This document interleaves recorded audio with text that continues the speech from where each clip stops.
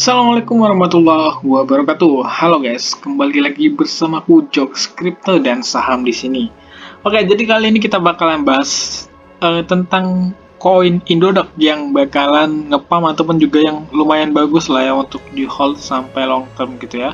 Nah, jadi di sini kita bakalan bahas mungkin adalah kurang lebih 3 koin Indodax yang bakalan bagus banget kalaupun nanti dia turun mungkin bisa diserok gitu ya.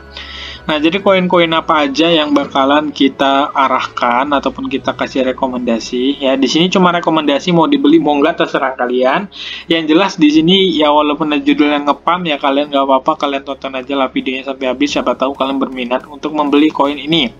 Karena koin ini banyak banget yang bikin orang nyangkut dan orang nggak pada tahu. Banyak yang belum tahu gitu ya tentang support dan resist dari koin ini. Ya ibaratnya kalau dilihat dari TF kecil mungkin adalah yang tahu, tapi kalau dari TF gede agak susah karena harus melihat candle-candle yang sebelumnya.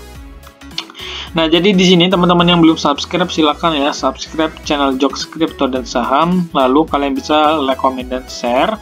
Dan juga kalian bisa nanti masuk ke dalam grup Telegram. Linknya ada di deskripsi ataupun teman-teman bisa klik saja pada bagian tab komunitas channel ini. Ya, nanti di sini ada yang postingan paling atas itu ada mau join nggak, sini masuk gitu. Itu ada yang pertama sinyal VIP gratis. Semuanya serba gratis, dan yang kedua adalah HTTP aja ya, HTTP itu diskusi ya, jadi kalian bisa sharing-sharing lah gitu. Oke, mungkin di sini kita nggak perlu ya lihat ke website dan lain-lain. Kalau teman-teman pada mau ngecek website, teman-teman bisa klik aja di sini nama koinnya gitu ya.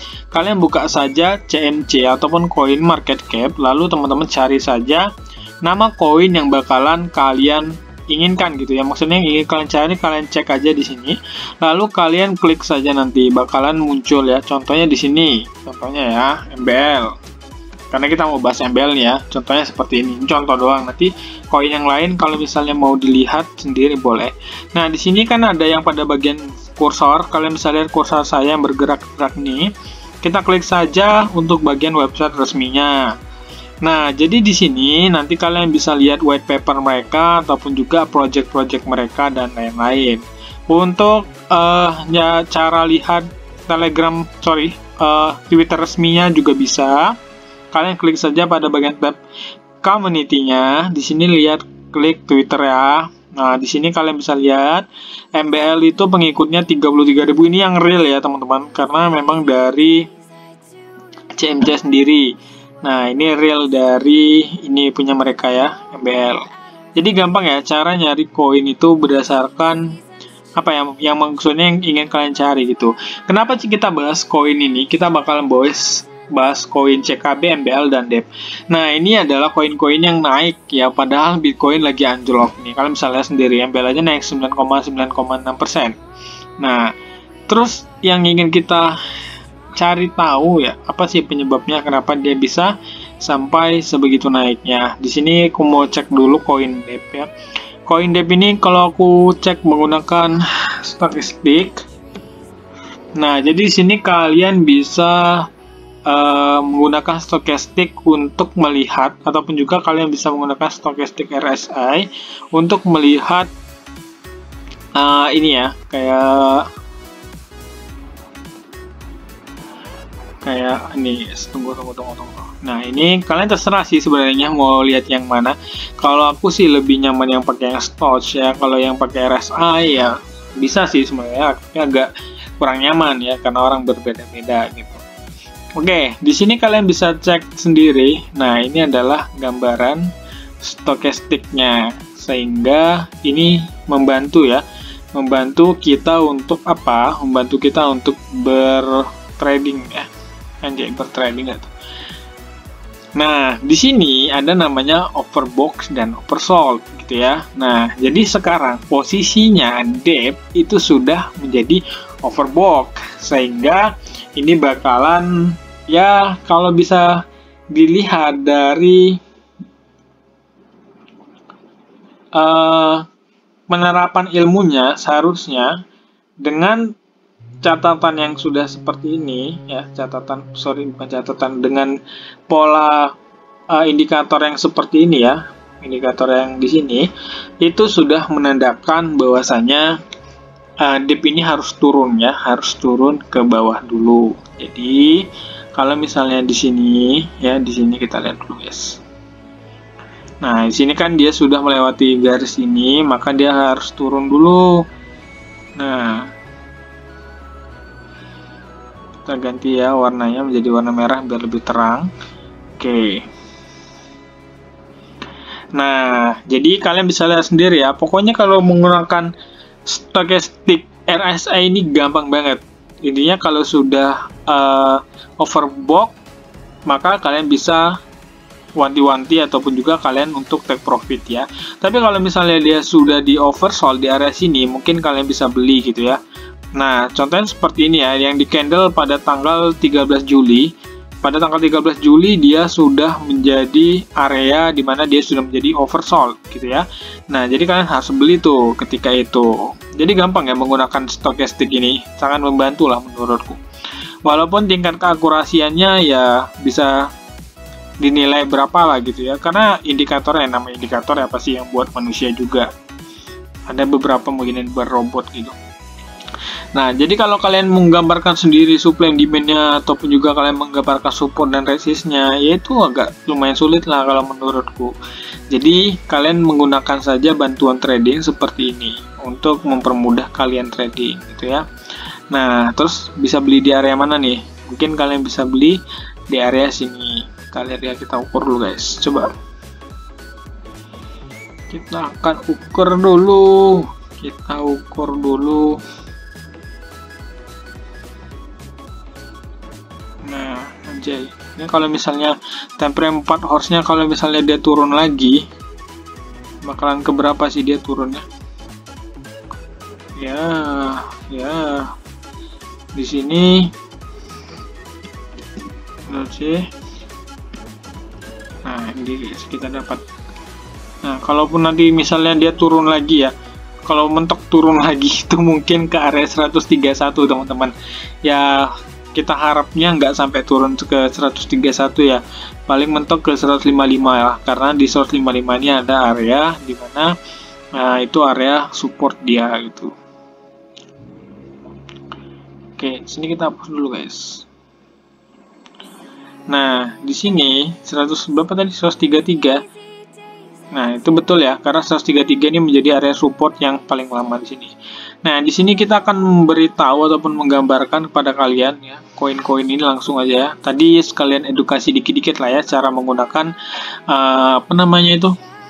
Cara menggunakan ini guys, apa anjay, lupa.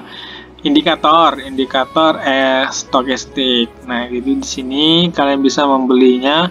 Ini untuk long term ya teman-teman ya, di sini. Kalian beli aja di sini di area-area yang lumayan bagus lah. Jaring aja guys. Moga-moga dapat lah ya. Jaring di area yang lumayan rame. Tapi kalau koin kayak gini mau di hold lama ya susah sih. Nah, inilah ya, 155, 111, dan 72. Kalian bisa beli dip di area situ. Ya, bisa nggak bang? Kalau misalnya Bitcoin ke harga 13.000, mungkin ini bahkan lebih dalam lagi. Bahkan bisa ke harga satuan gitu ya teman-teman. Nah, ini untuk MBL dari time frame segini ya. Nah, caranya gampang juga. Kalian bisa menggunakan yang namanya teknik stochastic tadi untuk melihat apakah ini MBL sudah bisa dibeli apa enggak. Ini dia naik kurang lebih 17% ya. Stochastic. Nah, MBL sendiri sudah menjadi apa namanya, area ini tadi teman-teman, kalian bisa lihat sendiri ya, ini sudah menjadi overbought sehingga kalian bisa untuk menunggunya kembali di bawah lagi. Tapi mungkin bakalan naik dulu ya ke area 99 ataupun juga bakalan naik dulu. Kita akan ukur kira-kira berapa persen dia naik ya. Kalau dia naik ini mungkin ke area 17%. Kita lihat 17%. 17%, ini 10% ya kalau di sini ya.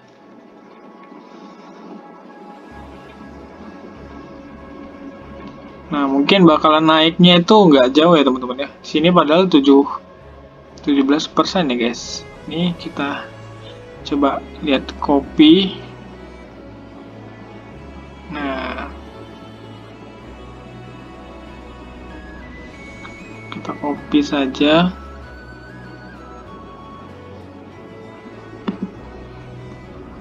Paste.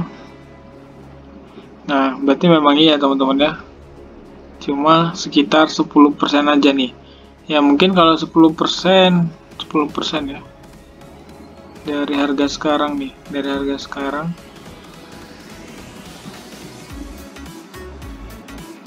ke 82 sih, itu paling mentok ya, 82 sih.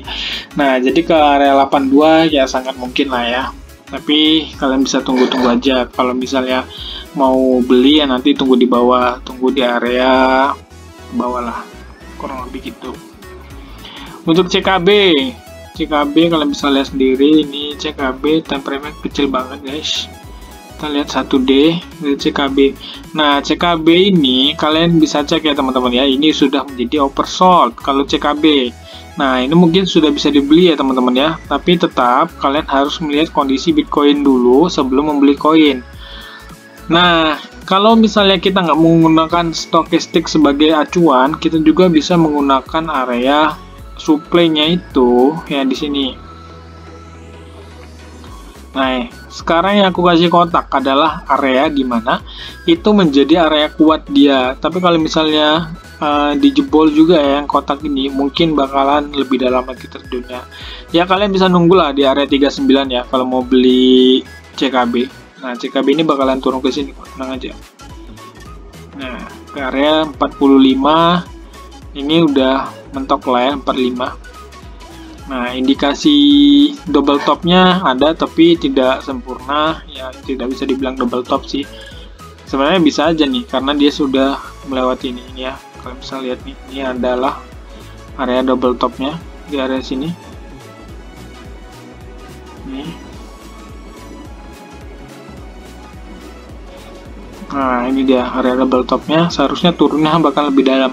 Tapi untuk CKB lebih baik main safety aja teman-teman ya. Kalau mau beli di area 45 nanti stop lossnya di area 30-an lah ya.